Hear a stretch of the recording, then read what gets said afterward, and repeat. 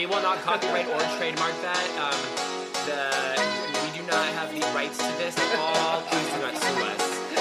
Thank you. Welcome to These Unprecedented Gays, featuring Joe Granelli and Paul Smith. Don't forget to like, subscribe, follow, and review wherever you stream your podcasts. Check us out on Instagram at tugayspod and email us at tugayspod@yahoo.com. We hope you enjoy.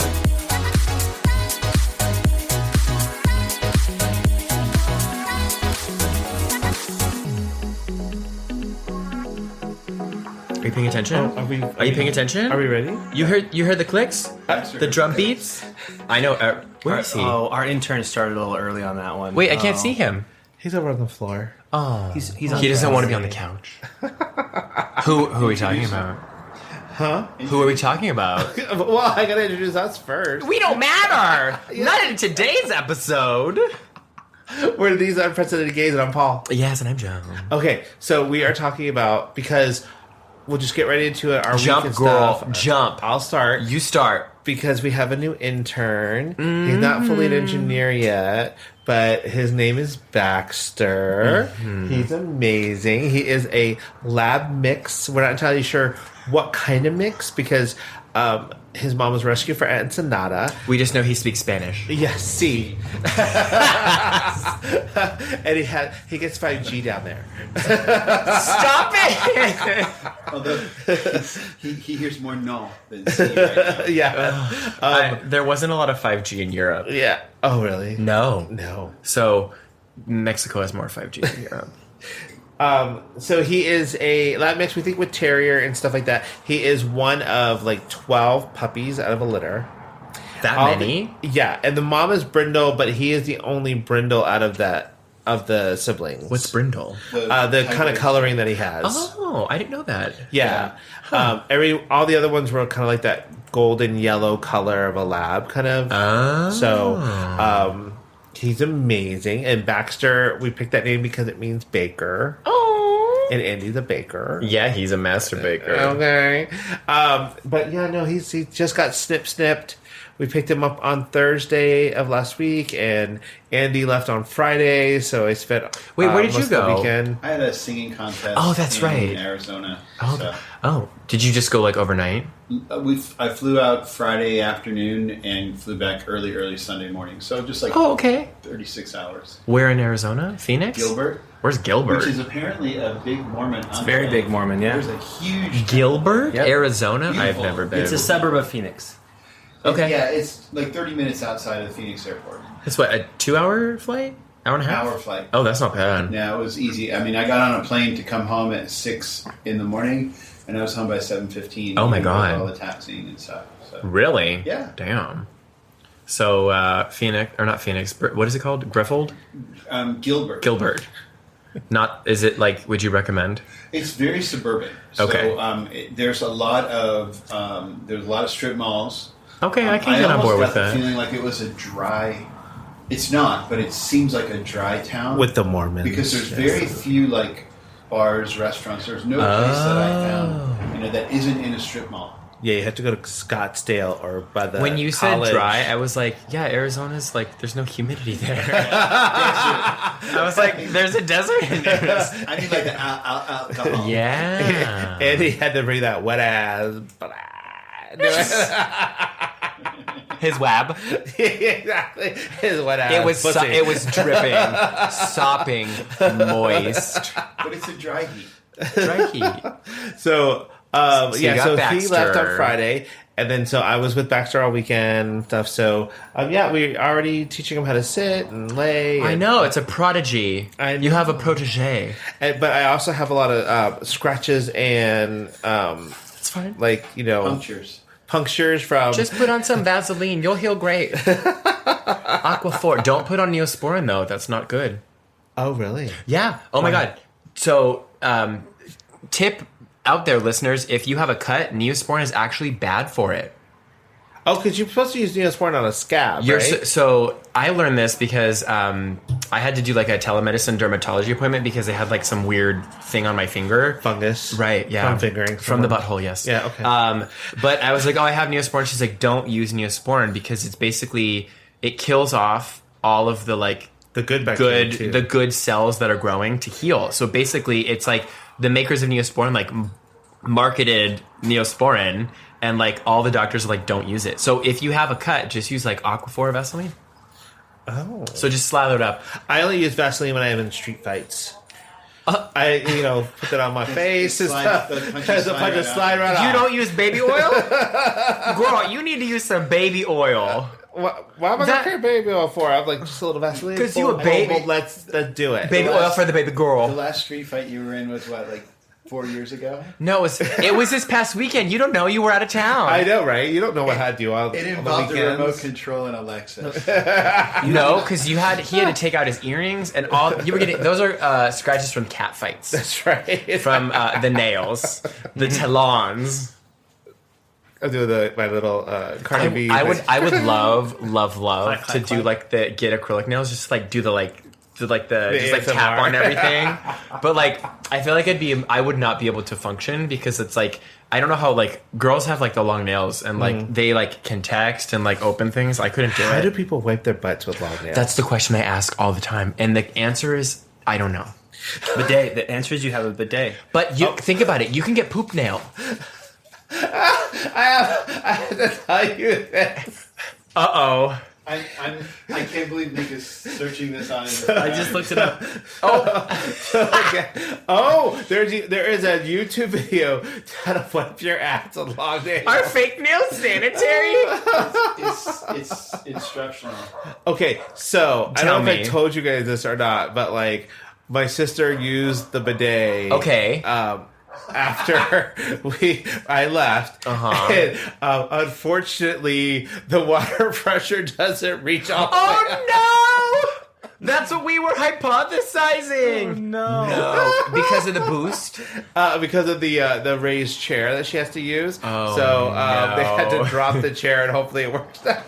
So that whole entire thing where Andy was like, "It's just gonna barely graze," was true. It's true. Oh man, this is the Bellagio does not have enough thrust. But though the pressure from that is like, it's a lot of pressure. This was pretty severe pressure. I think she could have adjusted. How a little bit. How big of a some- seat a height plumbing buffer thing. do they have? because you can do that for like your. You know how sometimes they're not allowed in some states. Yes. Like Oh, shower right. head, They have a water. governor on your. Yeah, you put something on Because the. let me tell you, here we're like, oh, the water pressure's great. Blah, blah, blah. We were in Nashville. The water pressure was fantastic. Yeah, it's California has like a really weird regulated In other water states, thing. the water pressure basically peels your skin off. It's Yes, so I love good. it. There are certain if you go on like Amazon to buy shower nozzles, there are certain ones that will not ship to California. Yeah. Because they have to have those regulations. Yeah, I think what they have like things. My dad always tells me he's like, you can take out the like thing in it or whatever, and it'll make it better. So, but even still, I did that. I always pull that out, but they're getting smarter. Like Yeah. they're putting things way inside. yeah, so you can't reach them. same thing. Because when we moved into our new place, I got a new shower head, and I was like, this is supposed to be better pressure, and it's just like, it's not. California. So what you're saying is the pull-out method is no longer viable. I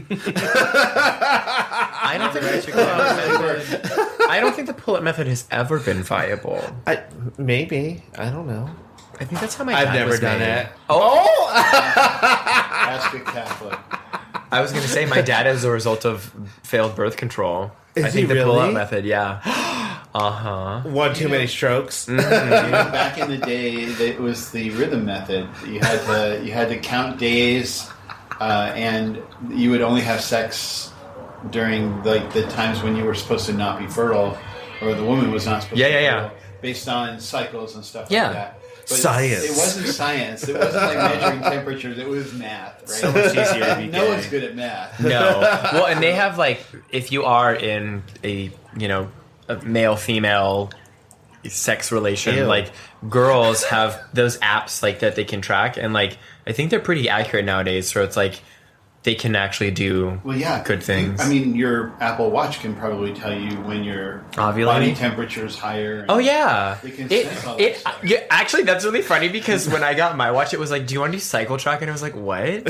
And I was like, "I don't think that could work for me. I should enable it. I should enable it and see what it says." My watch lets me know Joe's ovulation schedule, so I know what kind of mood he's going to be in. Oh, you're like, I'm going to avoid him today. I'm always ovulating. Always ovulating. But so that was our week. So that's all? Yeah. Nothing over the week. Well, because Andy was out. Yeah, Andy was out, and I had Baxter. So because he's still only like 8-9 weeks old, he's getting his first vaccination shot. So he's not allowed to like go for walks or go to the park or be around other dogs right now because we don't want to risk him getting parvo or something. Nope. So it's basically in the house, in the yard. What's your favorite moment so far with him this past weekend? Of the 3 days you've had? My favorite moment is actually when it's like he will be very calm and lay at night in the bed with me and like sleep. The moment Andy like rustles or anything like that, he's like, "Oh, we're getting up. Like let's play now." Like, and then he gets his bursts of energy, and it's like, "Oh no!" Are you guys sleeping okay? Because it's like, do you have to get up in the middle of the night? I get up in the middle of the night because then he starts crying, and it's been a couple of hours. So I'm like, okay, well maybe you're crying to take him outside. He's starting in the crate, right? But that's good that you guys are doing that because crate training is very good. Yeah. So he starts at the crate. After a couple of hours, I'll take him out and let him go outside to go pee, and then depending on what time it is, I may put him back in the crate, or I may just put him in the bed. Yeah. Once he's in the bed, he'll go most of the night. Yeah, he'll go the rest of the night and not have to do anything. And Max was like clockwork in the middle of the night. I'm like, ugh. Piece of it's shit. a short-term thing. Yeah. Yeah. Well, because I think it's every week that they have is another hour they can go without. Or no.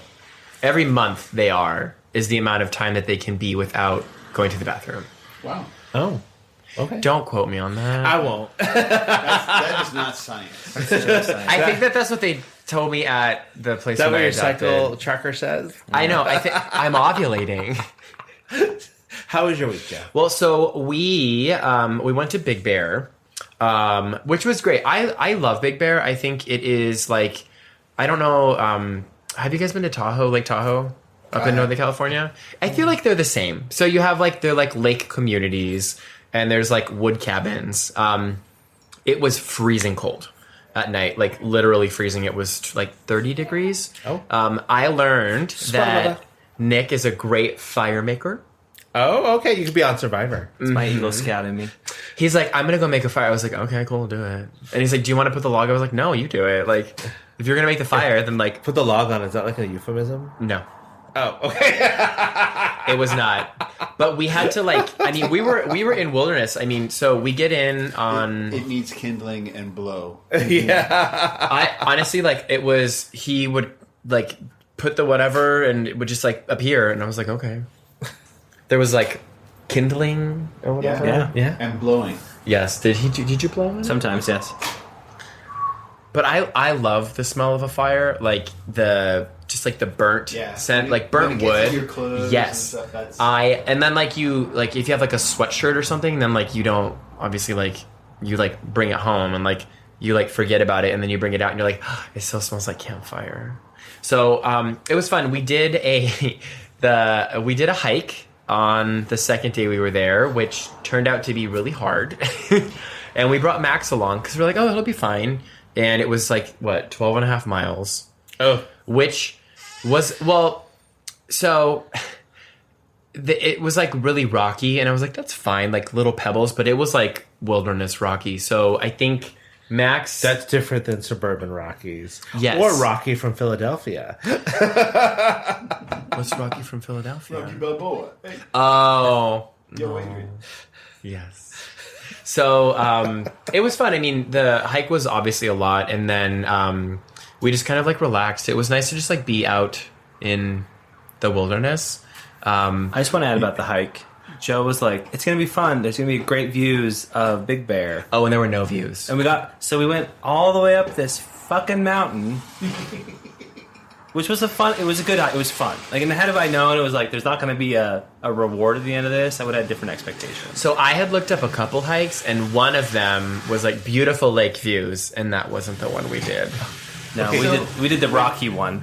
Do you remember was it with your dog Ozzy? That we did a hike up Iron Mountain.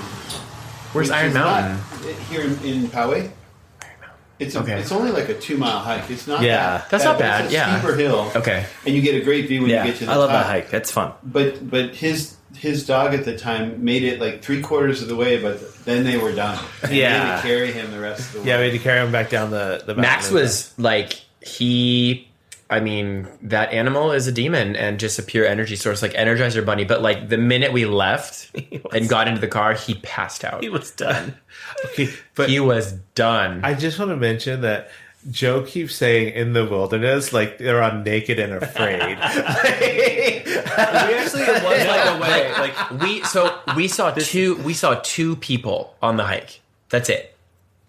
Were they indigenous? No, they were. I will say though, they were runners. In the notes of like the hike, it was like, this is like a trail that there's not a lot of people on it, and I'm like, note to self: when it says that, it means that the hike is probably a bitch of a hike. Well, and not only that, but probably not a good one to go on if there's not a lot of other people, because then nobody will find you. If Absolutely. Talk about 5G. I mean, fully available in Big Bear. Oh, well, that's good. Yeah. So if we had an emergency, like, I don't know how we would be saved. Like, do you call like 911 and say, "Can you helicopter me out?" Like, the choppas. And like, does insurance cover that? Like, no, it does not. I honestly, like, I know, like, knock on wood, that'll never happen, but I would love to be like helicoptered out somewhere. Like, that would be kind of fun. Not like in an injured state, just like you don't want the invoice for that though. No. So where were we that we saw somebody getting helicoptered out? Oh, on Torrey Pines. That's right. You know, like the really steep cliff when you walk up to the top of Torrey Pines Park, and you can then take like the stairs down to the beach. Yeah. Somebody was not doing the stairs; they were doing like climbing the rocks down, and they must have either hurt themselves or had an issue. But they needed to be evacuated out. By the fire department was choppering in, and very exciting. Not for them, obviously. No, I would love to see that. I did. Yeah. I'll say the other thing that was a little crazy was the running with what I thought was first to be like wolves, but then that was just like my adrenaline kicking in because there was 5 little sets of beady eyes when I took Max out to pee one night. It's pitch dark. With my little headlamp. Yeah, you can't see anything. So Max is getting a little agitated and starting to growl, and I'm like, "Are you in pain?" Because we were on this long hike. Like, what's going on? And then I look up, and there's like these beady eyes, and they're like getting closer to us, and I'm like, "Oh God!" And then Nick comes in, and he goes, "There are wolves outside," and I was like, "Shut the door!" And then we realized, like the next day, because they were around there, it ended up it was coyotes. We were cohabitating with them. It was like, whoa, like crazy moment, but one night when I was out here with Baxter in the yard, I saw an owl like in one of the trees or something like that, and it was just like, yes. Was it asking you a lot of questions? How many licks does it take to get to the center of a Tootsie Roll Pop? No, but like they. I thought you were going to do the how many licks does it take to the. We'll get sued. But like I didn't sing the words. They an owl will take small dogs. Yeah. No. Yeah. Yes. So funny story. When we lived in Poway, we had one of our kids who always missed like whatever was happening. They would miss it because they'd be turned the other way. Right. And so we're driving in. Did they get taken off by an owl? No, but they missed like we had big circular driveway, and they're all in the minivan driving around the circle, and we get to like right in front of the house, and this little baby rabbit jumps across. We're like, "Oh my God, look at the beautiful little bunny!" No. And this owl swooped in and grabbed the bunny and flew off, and everyone in the car saw it except our daughter. She like missed it completely. Same thing, like probably for the best, because that would scar a poor child. It was really tragic. Animal Kingdom. I didn't know owls did that. Yes, girl. So you gotta be careful. With a broom. A bird's gotta eat. Shoo. And they were like, who? And I'm like, you, shoo. Who? You're like, me, bitch, yes. that rabbit was prey. I do like rabbit, though, for eating. Little like Pfeffernuss. Oh, what'd you call me? Like German rabbit. A Pfeffernuss? No, my mom in Erie, Pennsylvania, they would obviously hunt and they would do like rabbit stew. It's actually really good. Okay. Yeah, so that was Big Bear. There was also an ultra marathon going on. And an ultra marathon, if you didn't know, is a 100-mile run. Mm-hmm. Who wants to run? What? Yo. And 200 people. And here's the thing. I can get on board with a marathon. I can get on board with that because it's like, okay, you train up for that. I have no clue what compels somebody to run 100 miles. You know these people had poop running down their legs. And they but so they were like a toothpick. They were frail, thin things. Because when we did our hike, we saw this runner and I was like, Nick, that might be the guy in first place. And it was. Yeah. And they basically ran through the mountains 100 miles around Big Bear Lake. And I was like, you couldn't pay me. You couldn't pay me. Wow. And I don't even want to drive 100 miles. No, and the cutoff, I think the cutoff was like 36 hours. So that's like 4 marathons. Yeah. Basically, 23 miles yeah. A marathon. And I'm like, how do you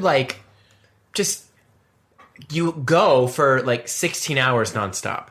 But if you're trained. Well, have you ever seen people who do those like long distance cycling things where they have like a crew and they do rotations, like you ride for 4 hours and someone else? They have those, yeah. This thing, so Joe's making it sound like people were out there like running for 100 miles and then there's no like support. There was like it's a race. So there's like there's a fuel cannonball run.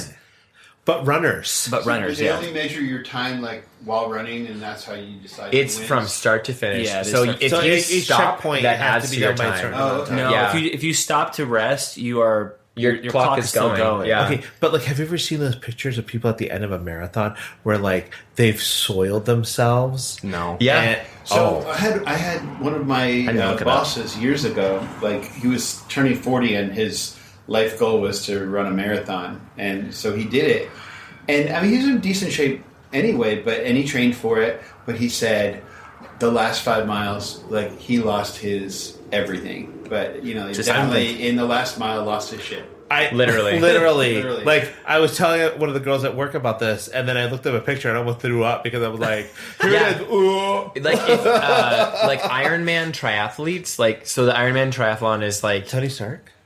No, it's it's a lot. Mile of swimming and something like it's like 120-mile bike. Just talking about this makes me but like the thing is that they as you know, you have to poop and pee, and they just pee and poop on the bike or while they're running.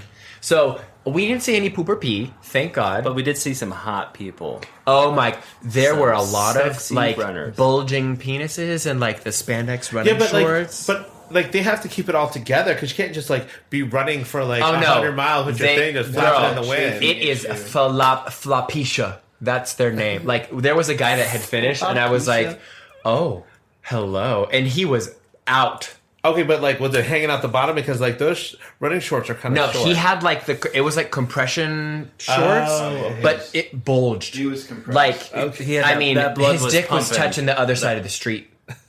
And I was like, hello. When he takes them off, it makes like a tennis can. Right. So, that was, I think, the most interesting part, because I was like, oh, we got there, and I was like, why are there, it was finish line, blow up finish line things, and then we looked up, and was like, oh, I guess it's an ultra marathon, and there was something each day, and it was actually kind of cool to watch, but, I always get really emotional seeing people finish those kinds of races. We were Joe's crying. We were walking back, and there was a guy finishing. I was like, "This is so inspirational." I'm not gonna do this. Oh my God. But I kid you not. I don't know what it is, but watching people finish those, I just get really emotional, and it's so. It's because he was on his period. Yeah. But I was ovulating. So yeah, no, it was really fun. And then I think, unfortunately, we had to drug Max on the way back, so we gave him some Traz because he was really anxious up on the way. Like I was like, oh, we won't have to give him anything. It's only like 2.5 hours, and no, drug your dogs, everyone. Get some Trazodone, and it saves lives. We partook in a lot of Domino's pizza because they were easy food. Hey. They have like a thin crust. You were seriously camping, man. Oh yeah. Oh my God, that is wilderness. Okay, yeah, but roughing it. And Nick introduced me to like the little Parmesan dough bite things. Oh my God, they were so good. He's like, let's just get these. And I was like, oh, okay, Domino's, whatever. And I was like, oh, these are really good. And then their marinara sauce is basically sugar with a dash of tomato, so it's really tasty. Yeah. So Domino's was pretty good. And then we got back, and that was our week. Okay. Yes. That means it's time for mouth to mouth resuscitation. So what are you obsessed with? So while we were in Big Bear, we went to this restaurant, and I think it was called Trattoria Pergola. Okay. And it was an Italian place, and they had we got like a pappardelle bolognese. But what is giving me life is they had a butternut squash ravioli with a brown butter sage sauce, and like, oh my God. It was only an appetizer and it had 5, but I could have had like 100 of them. That's only 3 clicks away from pumpkin spice. Right. Well, so like it's pumpkin. Oh my gourd! It's pumpkin spice adjacent, and I fucking love like a butternut squash ravioli with a brown butter sage sauce. Yes, every single time I will eat that. But it was like the perfect flavor profile. Like it wasn't because sometimes they're too sweet, so it wasn't too sweet, and the sage. It was like crispy fried from the butter. Oh my God, it was so good. It's pretty good. Oh, so that's what's giving me life. I want it again. I was like the next day. 3-hour drive and go The next day I was like, should we get the butternut squash ravioli? And then we got Domino's. Yeah, because there you go. That's a compromise. We just wanted something easy because like we had taken Max on a walk on the lake, and there was like bugs galore, and I was like, I don't want to have to wait anywhere. So then we got that. So what's giving you life? Well, of course, Baxter. Mm-hmm. Right. Baxter's giving me life. Mm-hmm. Everything about him. Love his puppy breath and everything. And the other thing is the song Replacements by Chromeo featuring LaRue. Okay. Love that song. Check Is it it out new? on Spotify. Yes. One of their new singles. We saw them perform it live, and we saw them. I was going to I was ask. going to say, that's the new one that they did at the concert. So, very disco, very in right now. What's it called again? Replacements by Chromeo featuring LaRue, who did... Why does that sound familiar? Bulletproof. Yes. Thank you. You're welcome. With the hair. Yes. There's a very distinct... A very Elvis, right. like, pompadour. And I love how we're flair. doing the same hand motion. Because if you look her up, it's like... bloop. But speaking of Elvis and pompadour, people usually like to dress up as Elvis during Halloween. Oh my God, what? But you know what else they like to do during Halloween? Watch horror movies. Oh, it's like have sex. So that's what we're going to talk about this week. Sex, horror movie. Not too different. Well, because if you are a virgin and you have sex, you're definitely going to die. Number one. If you are having sex, you're dying in that movie. Right. 100%. Stay a virgin if you're in a horror flick. Okay. No, because those are the first to go. No, not the virgins. It's the ones who have sex. Because you're a deviant. Oh, you're right. It's usually when they're having sex. Exactly. Oh my God. Yes. Well, we're all technically virgins here. Well, but it's also because they get kind of peeled away from the pack. Right, because they go off to be alone to do the little deed, and then they get done. But okay, here's the thing: if you're like learn. doing a little thing in the woods, that's not comfortable. No, we were you just gotta in the stick up your wilderness. Literally. Coyotes would be watching you. I know. Little beady eyes are watching you. 5 sets of beady eyes. An owl might try to grab your penis. What if you have performance anxiety from the audience? All of a sudden, Thumper and Bambi are watching you get railed about an oak tree. I'd be down to watch that. Now that's a horror movie I can sign into. All right. So, tell me, what are your favorite horror movies? So, okay, I like when I was younger, I used to love horror movies. I used to love to go to the movie theaters to watch horror movies. I used to love like the suspense and the gore and everything. And I don't think I've seen a horror movie or like a scary film in like the past. I can't even remember. So I would say like out of like, I guess the movies that I've seen, the one that scared me the most was The Descent. Okay. And that was the one where they do, oh my God, I never remember. They're in the cave. What's it like called when you do it? Yes. Yes. I was like, it's a weird name. But they're in this like, it's like a group of women and I think it's all girls. Oh, of course it's a group of women. Like. But like, there's this, I don't even know what the monsters are, but they're like these things that like have like descended into the caves and like live in total darkness. But there's like a bunch of jump scares. And I remember I saw it in theaters and like it terrified me. Okay. Right. So so I like that movie, but I also love any like ghost. I don't know what the genre of that, like paranormal. Okay. Like I love paranormal movies because like that kind of shit scares the shit out of me. Like Ghostbusters? Yes. No, not Ghostbusters. I liked Insidious. What the hell's wrong with Ghostbusters? That's not a scary film, girl. There's still ghosts in there.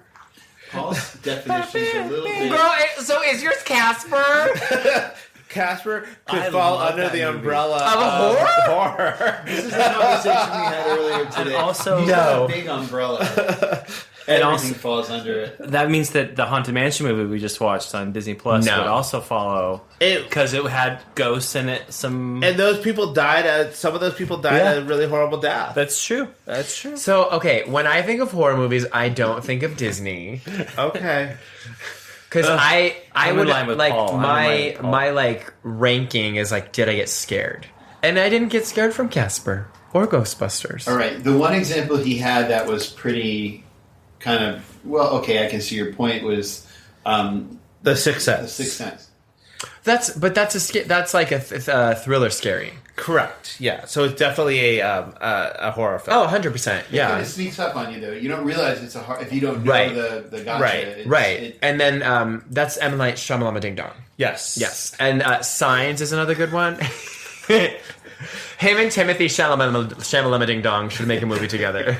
Well, and like its success was very. It was groundbreaking in what it was when it came out because people were their marketing was that don't tell people the twist. Yes. Yeah. When it first came out, it's like keep it to yourself until somebody else sees it, and then you guys can talk about it. But don't spoil it for everybody else. That was like their marketing, kind of like with the Blair Witch Project. Sure. That one was so stupid. It scared the shit out of me. All I remember from the Blair Witch Project was these people need a fucking tissue because all it is their snotty ass nose. Okay, but I will tell you, I liked it. I didn't think it was scary until they got to the building and she's in there and she's looking around and she sees one of her.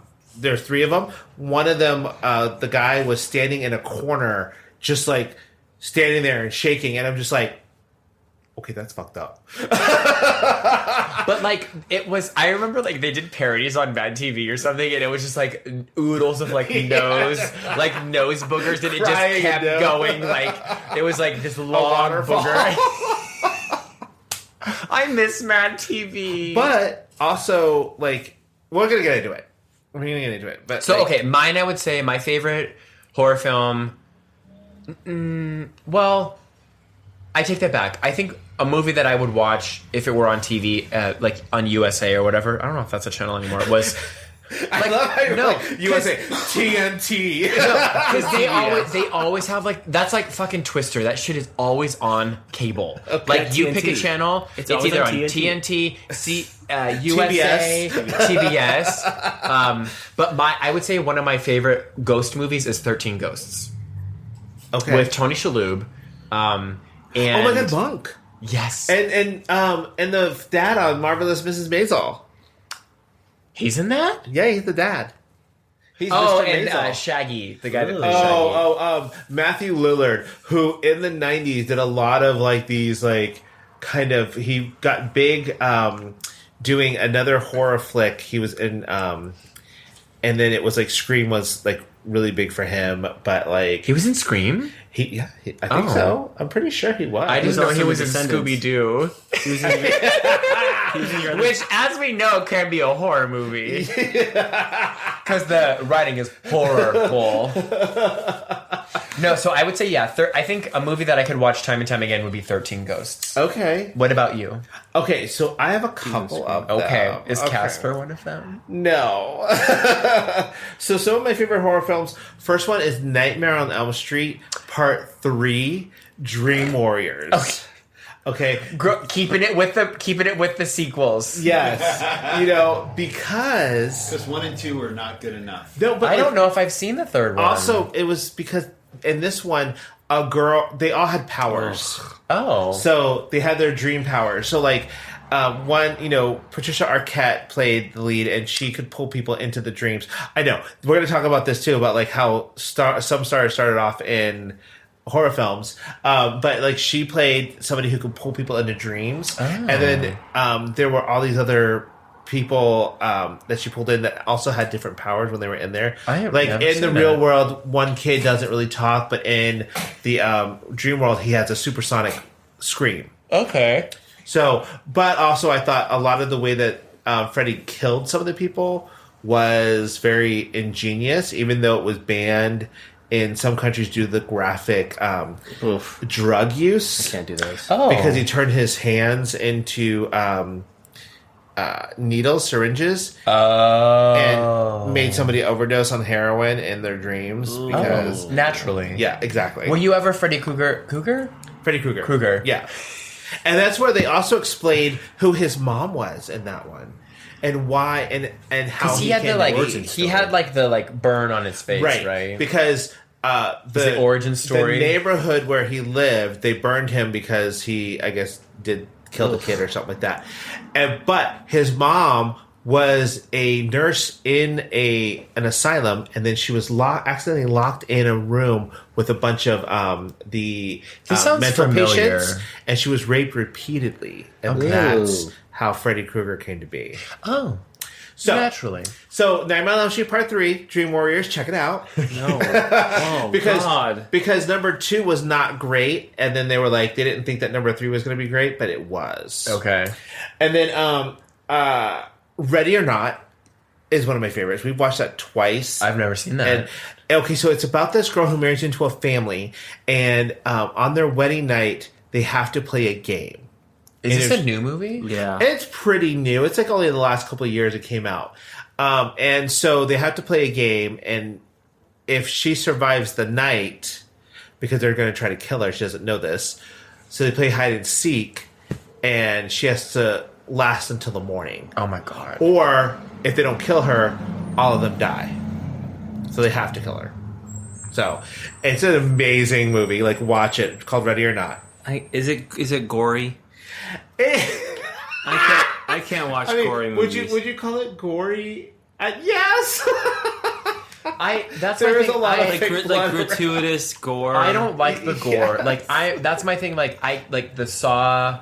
The Saw movies, the franchise, yeah, they were good in the beginning, but god damn, there was so much gore, and I'm like, it just loses the like meaning. They're trying to outdo the last one. We have to do something more, and I'm like, I don't need to watch this. Yeah, I find the more scary movies are ones that are psychologically scary, suspenseful, not obvious gore.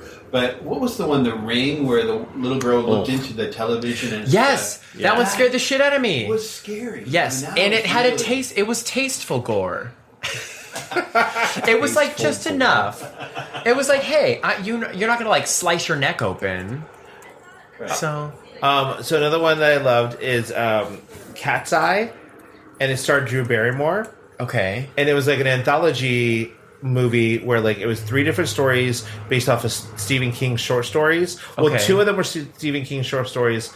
The third one was original for the movie, and the underlying theme is this one cat that goes through it. But I just loved it, and I still remember it. And then the last one that I love is a movie called Creep Show. It's another anthology where there's a bunch of little stories. But the one that sticks out to me is this one about a guy who is the biggest dick, but he suffers from like fear of bacteria in dirt and everything, so he lives in a hermetically sealed like place. But he starts noticing cockroaches in his apartment, and then it just keeps getting worse and worse and worse, and all of a sudden he's infested with them and they burst out of his body. Oh. Yeah, that's the one that like sticks with me for some reason, and I'm just like, No. I think sometimes when I watch horror movies, like I get taken out of the like illusion because I'm like, that's not scientifically accurate. Oh my gosh. Okay. Like, let's be real. Okay, so like, let's start from like the beginning. Well, not the beginning, but like, you know, back in the day, a lot of the horror movies were based around what they called like movie monsters. So I think it was like MGM was built on movie monsters, like Frankenstein, Wolfman, The Mummy, The Creature from the Black Lagoon, things like that. So those were what scared people because it was in a way supernatural, like Dracula and stuff like that, like aliens and stuff. Couldn't really, wasn't gonna like be for real necessarily. Is more based on myth, like Nosferatu, and stuff. Oh gosh, remember that was like 1920, right? And I mean, horror flicks go back pretty far. Like one of the first ones was this one called Freaks. Okay, that was about a circus, a bunch of circus people and stuff like that, and that was considered one of the first horror movies, or one of the better ones that started out like it's like 1920 something. 1932. Huh? 1932. 1932. Well, because I mean, I was trying. This might be a dumb question, but like, film started in the early 1900s. Yes. Okay. And and part of Freaks helped with American Horror Story. Oh, the one where it was like about a circus similar, was based on a lot on Freaks. So it was one of those movies that really like stuck with people. So I think people have always had this like fascination with horror. There is, and I think I remember I took a classics of horror class in high school, and there's a psychological. I don't know if I'm going to say this correctly, but there's like this "we fear what we despise" sort of thing, and it's like a Kierkegaard effect, if I'm not mistaken. It's like the whole you can't not look at an accident, right? There's like this Schadenfreude. God bless you. Wait, isn't that rabbit from the misfortune of others? Wasn't that what was the rabbit called? Frukendaken? What did you call it earlier? The rabbit? Oh, Kukenluken? No, it's the Kierkegaard effect or something like that. Well, Kierkegaard was a psychologist, or something like that. But like that, the whole like, I think why we're obsessed with horror is because we can watch this like terrible thing and then we walk away safely. You know what I mean? So it's almost like we get a taste of it, but we're not living it, And I think that's why it is a little attractive. I also enjoy how it's changed because like you go into from like Freaks into like sort of like Alfred Hitchcock, who made his whole career based around horror and that kind of idea of suspense, the suspense thriller, right? Like the with thriller. Rear Window, of course, Psycho, The Birds. The Birds. Oh, and those movies are still. They still scare people. They're classic. Those are classic movies. And did you know that's not like it wasn't even like stage blood that they used in the shower scene? That's like chocolate sauce. Yeah, it's Hershey's. It's Hershey's chocolate sauce. Because it was black and white. It was black and white, and it had the thick consistency of blood. No, I didn't know that. That probably tasted great. But I think filmmakers like horror movies too because it gives you a chance to be incredibly creative. Yeah. And if you think back in the times like the 30s, the special effects weren't very sophisticated, but you could do these incredible things that still move people. Yeah. Well, and then you also think horror flicks for some reason are not that expensive usually to make. No. I mean, Blair Witch Project was made for like a couple of $100,000, right? Yeah. And it made millions, which then shot off into the whole like that whole genre of like paranormal there's like paranormal activity. Yep. Yeah, where it's like we're to make this as low budget as we can to save money, but it's going to make so much money. Well, and it's I think too because it's those. I think those got appeal. There was an appeal for those because I don't know. I think appealing, because it was real. It seemed more real, like the that like could point of happen view. To me. Yeah, it wasn't as like cinematographic. You didn't have to suspend belief as much, right, Joe? What? You didn't have to suspend belief, like no. But like like in some of the movies, like with like Michael Myers, those ones, like they're very like staged, like they're very like. Movie-esque. There's a formula. Right. Yeah. Like Jason's gonna come back. Although, like, the fucking, like, I will, to this day, I will tell a bitch to run. Like, don't go in there! Like, I am Brenda from Scary Movie to a fucking T, where it's like, oh, bitch, don't go in there! Don't go in that door, you gonna die. Do you ever have something from a movie that when you see it in real life, it would still freak you out? Like, my oldest son, the Chucky movies freaked him out. Yeah, so if we were in a toy store and you saw that doll, and I mean, this is even in his teens, like it would freak him like out. A visceral and reaction. we were talking about this because we were driving down the road, and there was a semi in front of us with in the Nashville, fucking pipes with the wooden with Final Fantasy stuff, or Final Destination. Yes, that. I will never drive behind a fucking truck with pipes because I am not getting impaled. No, not today. Maybe tomorrow, not today. But see, that's another change in the way horror is perceived, because it's like you go from Alfred Hitchcock to the 90s where it was a little bit more psychological with like Misery and like Silence of the Lambs. Also, Donnie Darko was a crazy one. Donnie Darko. So it's a little bit more cerebral, and then you go into like the 2000s, early 2000s, late 90s, where it's more teenage. It goes back to teenage based, but it's like Scream, Final Destination, I Know What You Did Last Summer, all of those kind of ideas. I feel like that's when horror movies used to be good, and then it kind of got gory. Yeah, and then I feel like the gore. I don't know if gore just sells better, but that's what I feel like. Because what I would love is a course correction in horror movies where it goes back to kind of like the psychological thrillers where it's not like too much, but it still scares you, But I like the fact that some of these had so much staying power and they changed the game so much that they became part of the cultural zeitgeist. Like what? Like Scream. Yep. Because like even now you still get memes of like Drew Barrymore yelling into the phone, like operator, I'm a representative, and they use it like that. But those are scary. And like, think about it. Like when we were in Big Bear, like talking about like paranoid, like we were in the hot tub and I was like, someone could just come and kill us right now. And I was kind of like, it's dark. And I'm like, I'm ready to go inside now, and I like locked the door. That's why I don't watch horror movies or anything like that kind of stuff right before I go to bed. I always watch something like uplifting and funny before 100%. I do that. Horror movies are made for daytime at our age, and then you watch the British Baking Show. Yeah. So, what was the last horror movie that you actually watched? This one. Oh, Llamageddon. Yeah, so not good horror movies. Oh my god. So my friends like to watch shitty horror movies. A killer llama from outer space crash lands on Earth and brings death and destruction to everyone. It's the worst movie I've ever seen in my life. Save the llama for your mama.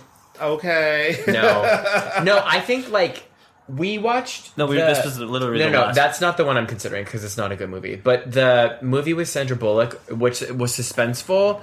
The cell phone. No, the cell phone one. That's not a scary movie though. It scared me. The Net. Well, and that's where I think like it can get a little like murky and what you call cyber espionage is what scares Joe. Think about it. I was from the horror. It was suspenseful as fuck because this bitch had a phone and then like didn't have a phone and like was running around. And I was was back in the time where like they didn't have cell phones. I know. My personal nightmare, not having your phone work. Right. But this was like in the 90s and there was like someone trying to set her up and I was like, oh my god. It's like she was in a country with no 5G. Wait, where was it? Oh, the horror. Right. I really haven't watched a horror movie recently. We watched. Didn't we watch the one where where they had to do the games, the hide and seek game. Squid Games? No, we didn't watch Ready or Not with them. Okay. Because I wouldn't have watched it with you. Okay. I don't mind horror, but I think can't do it. I just haven't been enticed to see some new ones. Because again, Okay. it's all the gore. Like, maybe The Purge was the last one I watched. And that was a long-ass time ago. I won't watch The Purge. Because you know why? Because it's getting too close to how the world is right now, and I don't want to see that. It's getting way too close. Oh my god, what is it? Ethan Hawke? Yeah. Yeah, I think he plays the dad on that one. Well, and then there you go. Like, Ethan Hawke is in a horror movie. And you got Johnny Depp was in the original Nightmare on Elm Street. Was he? Mm-hmm. Yes. Yep. And Jamie Lee Curtis. Jamie Lee Curtis was in Halloween. You've got Sigourney Weaver in Alien, which is considered a horror movie. Oh, I that's like a great movie. series. Yeah. You've got Richard Dreyfuss, I think it was, in Jaws. Would you consider Jaws a horror movie? I would, because It's it is suspenseful, suspenseful and people are dying. And there's some gore in it, too, and there right? is a monster that you're that movie. fighting against. Right. Yeah. You know, you've got people like Steven Spielberg co-wrote and co-produced Poltergeist, which I think is just... And he also did Close Encounters of the Third Kind, which I think is kind of a horror movie when you think about alien invasion Abduction. and stuff, and abduction and stuff I guess like I'm that. kind of... Well, I'm watching... well, not really, but like true crime sort of stuff. Like, But that's still kind horror. of horror-y. Yeah. Because there are so many movies based on... Oh, but that's like real horror. Like I watched the Jeffrey Dahmer thing. I didn't finish it, but like I watched that. Oh, you know what? The oh my god, it was the Versace one. Oh, where okay, with Oh, yeah. Darren Criss. He was really good in it. That I loved that. But would that you was call that... suspenseful. would you call that would that I fall don't under think so. horror? I don't think so. I think that don't falls know. under more just like true crime, which I mean falls under the umbrella. Right. It gets, umbrella. Yeah. Paul's got more of a tent than an umbrella. It's a tarp. It seems to be all encompassing. If any movie has a moment of question, it's now a horror movie. Right. Beauty and the Beast, horror. I mean, did you watched The Beast? you watched Midsummer, right? Uh-uh. You didn't Which watch one's that Midsummer? one? I can't do I really can't do those movies. They like leave me. Which one's Midsummer? What's that That about? was the one about the girl who invited herself onto her trip, the trip that her boyfriend was taking with a bunch of friends, and then It's like a festival in Northern Europe. yes, and it was like she became their queen of the festival, and they realized that her boyfriend doesn't treat her really well, and they ended up killing him. Yeah. Oh, okay. Yeah, and it's like there's a couple of other scenes. It's really freaky in that whole not in the Eli Roth Blumhouse kind of way, like Insidious or Paranormal Activity or Goodnight Mama or something like that, but like just very much in that vein of like, oh shit, what's gonna happen next? And they just keep building until Weird that stuff starts to happen, and then you put it all together as the movie progresses. And Florence Pugh is just amazing in that. Yeah, So- I mean, you watched Get Out, right? no, I was just going to say that those, so like, Girl. I'm telling you, I haven't seen, it's probably been 10 years since I watched a horror movie. And he probably won't Like, watch a lot of them if he's watching movies with me because they're not my go. I can't, But Get Out isn't as gory as you think it is. It's more just like psychologically I can do that one. a more of a horror movie, especially when you take in the social commentary of the movie itself. Yeah. Like that's kind of freaks you out. I can do suspense and horror, and the old school. It's the ones that just are really gratuitously violent, Right. or gory. I can't watch like those. Human Centipede. Didn't watch that one. Can you watch one where it's funny? Like where Sure. they have so much humor in it, but it's still a little gory? Yeah, I mean, if it, well, I still probably have to look away. Did you watch Anna and the Apocalypse? No. I mean, I can watch it every year because it's a Christmas movie as well, and it's a musical, and it's a zombie flick. But it's like, in Alien, when the creature's coming out of the stomach and like stuff like that. That to me isn't necessarily like the gratuitous gore. Because there's some where they're just like people are like beating them and like, I don't need to see someone getting hacked up. See, I also love like comedic horror flicks. Like you've got Shaun of the Dead. I love that Oh, movie. It's so funny. Scary Movie 1 through 4. Yeah. Yes. Scary Movie 1 through 4. I fucking live for those movies. You've also got like I Know What You Did Last Summer when you screamed and something or other. Like there's a ridiculous. All the other horror. There's one on Netflix with Kristen Bell. It's like the woman in the house across the street from the. We started watching that. And it was like it's very so much Girl bad. Gone, right? And all that. It's so the girl across the street from the woman in the house or something. There was also a movie called Saturday the 14th, which was actually really good, but it's like in the 80s, so it has that very 80s feel to it. Also, Once Bitten with Jim Carrey.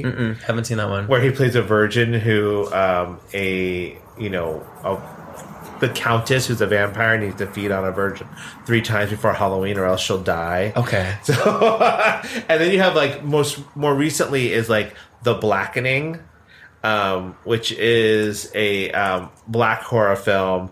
That's funny yet still very kind of like horror-esque. We all can't die first. That's the movie poster. I mean, there is a stereotype that folks of color usually go first too, as well. So, especially if they're having sex on their own. Oh God! Oh, game over, girl. You did. So I really like The Quiet Place. I thought that was a great. Oh yeah, that's a great movie. I didn't watch that one. I watched the Bird Box one, which I didn't think was good.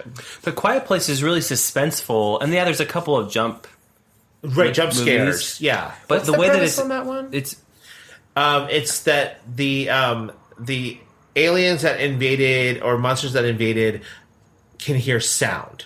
That's how they find you, and if they hear anything, they will latch onto you and find you right away. Yeah. So they have to use sign language, and they because it's John Krasinski and like Emily Blunt. Yes, and they basically like have a family and they're trying to escape, right? Right. Huh. Well, they're trying to stay alive, To get to like a safe camp. Right, and just like Bird Box with Sandra Bullock, they can't actually see.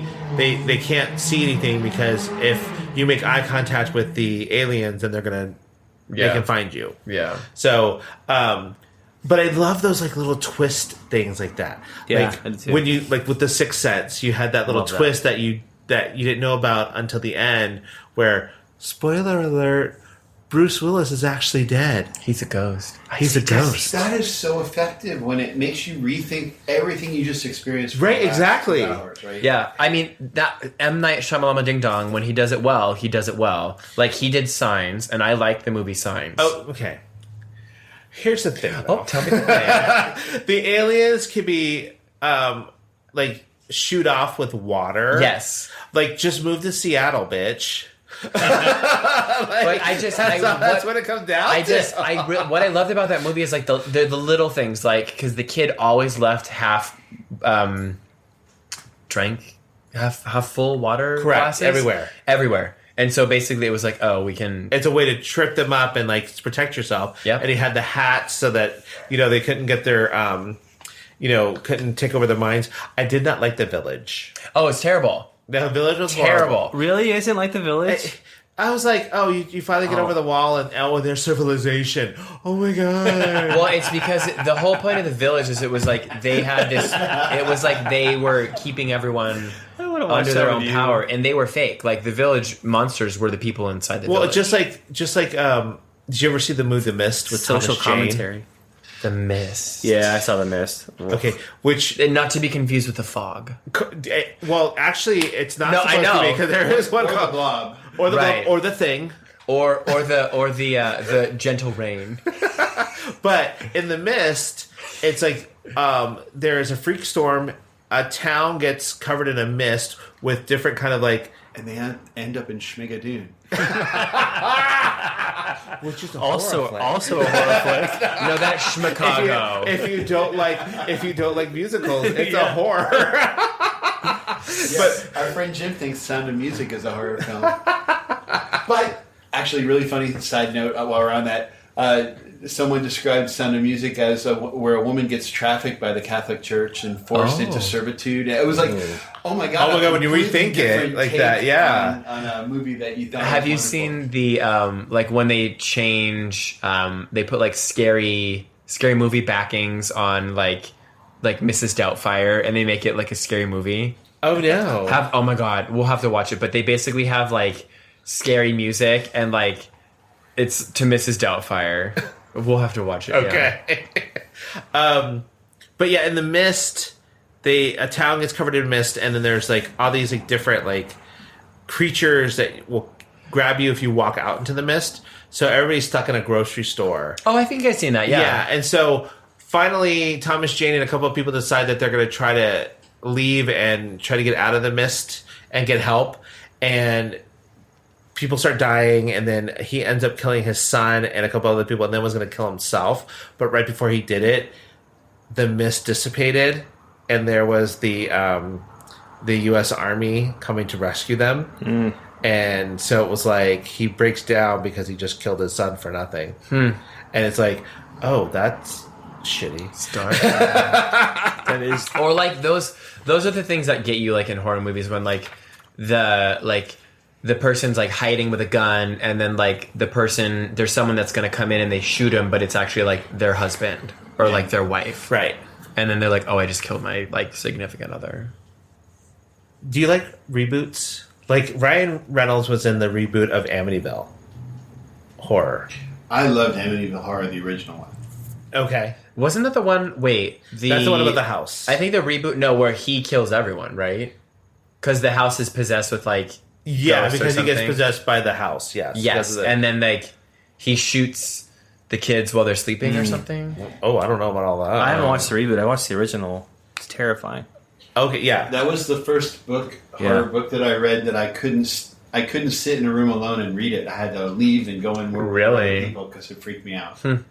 Okay, so what are some... Do you have any like moments that you remember from horror movies that have like come into the cultural zeitgeist besides like Scream and stuff? Like I think of like The Shining when he's putting an axe to the door and screaming, "Here's Johnny," which actually, just a side note, and if you didn't know this, what's her name? The woman who is in that movie, and she played Olive Oil in Popeye with Robin Williams. That's how I know her.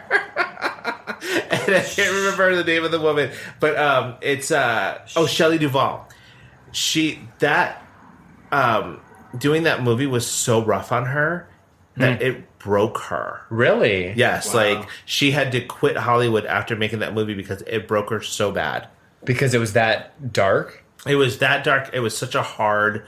The director was hard on her and everything. So. And they also they went to that hotel in winter to film it, and it was very isolating. So they were kind of in a scary environment anyway. I imagine when you act like that and you have to go and sleep in that, Right. It's hard to separate. I just think those iconic moments, like the two girls standing in the hallway. Yes. That is just Red rum. burnt into your it's burnt into your. Or like Carrie Like being the blood. soaked in blood and like finally using her pyrokinetic powers and just like killing everyone in the Anything from The Exorcist, honestly. Silence of the Lambs with it puts the lotion on the Buffalo Bill. Yeah, Buffalo Bill. Oh, man. I know. Fava beans with a nice Chianti.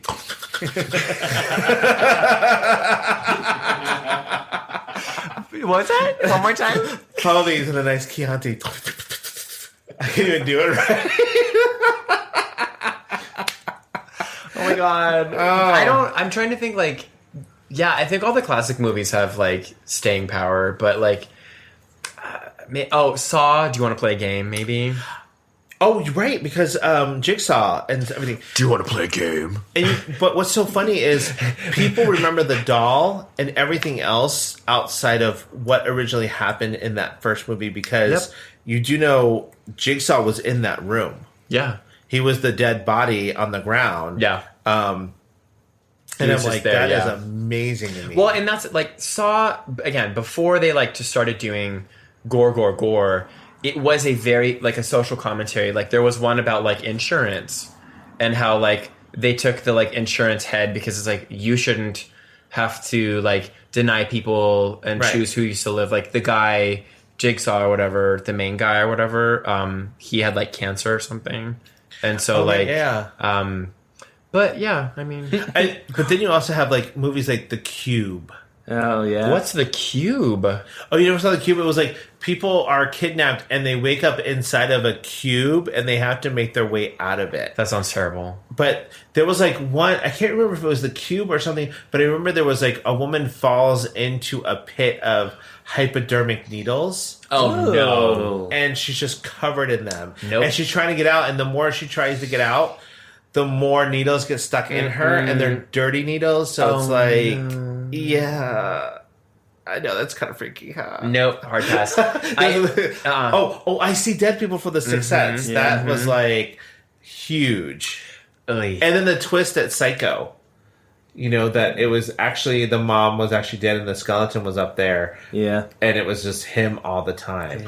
They're here. I used to love that little old lady in Poltergeist. And the fact that there was like... into the light. I know. I was like... But also, I thought, I always used to have a dirty mind. I still do. But it was like, when the tennis ball would come out covered in goo, I was like... Wait, is that the one where the house like gets sucked into the... Yes. Okay. With Craig T. Nelson, who I had the hugest crush on, because I thought he was so cute. Who? Craig T. Nelson, he was an actor. He was the dad in the movie, but he was also Coach in the show Coach. Let's see what he looks like. That guy. Yeah. He was much better looking when he was younger. Mr. Incredible. He played Incredible? He was Mr. Incredible. Yeah, he did the voice. He's Mr. Muffler in Beverly Hills 90210. True Beverly Hills, sorry. Oh, True that's Beverly a Hills. great movie. That's not a horror flick, though. It could I mean, be. unless it could be.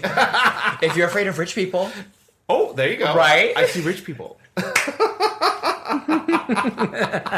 Well, this Halloween, make sure to watch some horror flicks and email us at tugayspod@yahoo.com or DM us at tugayspod on Instagram and let us know what your favorite horror movie is, or if you don't like horror, what should you watch instead on Halloween? Yeah, apparently everything's horror. I mean, Hocus Pocus probably. That's not a horror movie.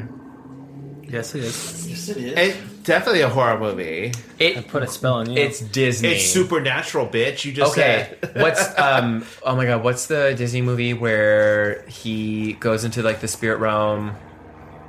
Coco? Is Coco a horror film? It could be because they're dead people and skulls. Girl. Skeletons. Oh Lord. Coco is That's Sixth too Sense. far. Coco what? It is the Sixth Sense. He sees all the dead people. Right? That's true. All right. So Andy has an I Spy before we wrap up. So this is very associated with our moment of having a new puppy, but do you ever notice that when you have a baby or a new puppy, everybody that comes up to you goes, "Oh." Yes. What is that human sound? I mean, everybody does. Aww. Everybody, like they'll walk by and they'll see him on the porch and they'll just go, "Oh." I did that when I came in and I almost started crying. You okay? It's interesting because it's like, especially around here, because people know us and they know Cooper and stuff like that. So some people who haven't seen us in a while are like, oh, what happened to Cooper? Or, you know, what happened to your other dog and stuff? And so it's like, but then they see Baxter and they're like, oh my God. Oh. There's something about cute animals that I think just human beings like. It could be, I mean, I don't like cats, but it could be like a cute little cat or like a koala. Just like any cute animal, and you're like, oh. I did that when we went into the penguin encounter, and he got us the backstage, so we actually get to go in to like see the penguins, and I was like, oh, penguins. A whole other frequency. You were speaking to them in bird. It was like dog whistle, like frequency. Like You were doing Mariah Carey whistle tone, girl. Okay, can I just tell you? Okay, Yes. Before we wrap up, I have to tell you, that's all. Everybody, those of you who are gay will appreciate this. So That's all of us. I was on Marriott Bonvoy on their website and their app, and I was looking at these what they call Bonvoy moments, and they have these things where you can bid with your Bonvoy points to win these experiences. And you're platinum now, so you got all the points. Almost. I'm like, this close, girl. One more stay. Okay. And so they had a lot of different ones, a lot of culinary ones that I wanted to do. But one of them was you could win 2 tickets to see Mariah Carey in New York during Christmas time doing her Christmas concert, and it being like Marriott's skybox. Like, oh my god, yes! box. Did you do it? No, I was really thinking about it though, because then I was like, well, then we have to get like. We have to buy flights and then get a hotel and everything, because it was just the tickets to go see her at Madison Square Garden. Well, because they had last year, she had her show on TV. I think we watched it. Yeah, I love that show. I think her She's daughter. done a couple. She did one like 2 years ago that was really good. Yeah, that with Ariana Oh, Grande and stuff. oh my god! When they harmonize their whistle tones and Jennifer Hudson, yeah. Oh, Santa. They also had tickets to go to Jingle Ball because Andy was talking about going to see Pentatonics in New York, but it was like they were part of Jingle Ball, which is like this huge like concert with like all these different people. Yeah, Madison Square Garden. Yeah, at Madison Square Garden, and they had tickets to that too. But I feel like New York, those ticket prices like from here to New York would be expensive, especially during Christmas time. But not if you fly Spirit. Not flying Spirit across country. I mean, you could. Frontier puts the tears in travel. Right. You don't like Frontier? No. So no lie, I flew Frontier to go to Arizona. Oh, you don't like Frontier? No, it was fine. It was nothing for the special. short trip. I've never flown If you Frontier. blink wrong, you owe them money. Yeah, but they tried to get you to spend more at every turn, so you don't need to pick a seat. Like it was an hour flight. I didn't care if I was in the middle seat; it didn't matter. But every time you interact with them, they send you like 10 emails, and it's time to check into your flight. You should pick your seat, and all the seats cost something then, right? $20 or more. But in very, very tiny print on the bottom, it's like if you don't pick a seat, one will be assigned to you. But it's like you're trying to trick your consumers. Yeah. And to be fair to them, my flight costs $1. The plane ticket to go to Arizona costs $1 plus $78 or something in fees and taxes. Right, because I just bought tickets. All it cost. I just bought tickets to Phoenix. I just bought tickets to Phoenix on Southwest. They had like a special where it's like like as low as $29 as long as you travel before 8 a.m. or after 9 p.m. So when I saw the breakdown of how much it cost, I paid $39 for a flight, and it was 22 of it was the actual cost of the ticket. Everything else was taxes and fees. So crazy. Yeah. Oh my god. Yeah. Here's my $1 each way. How did you get it for $1? No. It was $1. That's how much it was, but all the taxes and fees added up to like $80-something. But it literally, the airline got of that is $2, one each way. Yeah, that's amazing. It's a scam, people. Wait, I've never looked at that. Well, the cost breakdown. But I mean, it was $87 round trip to go to Phoenix. That was a great flight. Yeah, right. Yeah. But then you just looked further into it, and you're like, oh, the actual cost is $1. Right. I didn't even know it at the time, but when they sent me like the confirmation, it had the breakout on it. How funny! How do you stay in business if you're only? Well, and that's the thing. Yeah, it's like from the fees, maybe. Because I bought my tickets to go to Phoenix in January through Southwest, and I'm like, it cost me just under $80 to fly there. I think that they try to get. I wonder if they try to get those prices to get you onto the plane, right? It's and then more people, butts and seats, yeah. So they're fuller because they're gonna run that plane whether they need to or not because it's a short flight, right? And usually it's a flight that's gonna be connecting, yeah. So they want to get as many people on that as they can. Yeah. Well, the fuller it is, the more people will pay for their seat, right? Because now they can, seat of choice. Yeah. So now then they can do their pay the $20 to get A15, blah blah blah, right? Or you have to pay to get priority boarding. You have to pay to have more than just a personal item. Everything now. That's why I fly Southwest. So what do you mean? So then I'll have to pay for. I'm flying Southwest. Yeah, I'm checking. I'm using a backpack and then like a little duffel. They're all for Thanksgiving. Oh, but you have your carry-on and personal items, so it's like I'll be well within. But you could check both with Southwest. You could check both of those if you wanted to for free. Yeah, Southwest always includes two bags. Oh, so. I'm not. You know what? I feel like I'm a Southwest person, not Delta. I'm very Southwest. We know how I feel about Delta on the show. Call me Poblano Chili because I am that Southwest. Oh. On that note, everybody have a good week. Good boy, Cooper. Special thanks to Andrew Smith and Nick Stone for producing the show. If you like us, please follow us at tugayspod on Instagram and visit us online at tugayspod.com. You can find us anywhere you can stream podcasts. Don't forget to like, subscribe, and let us know topics you'd like to hear. And always remember, stay safe, stay classy, stay sassy, and always stay a little bit trashy. See you next week.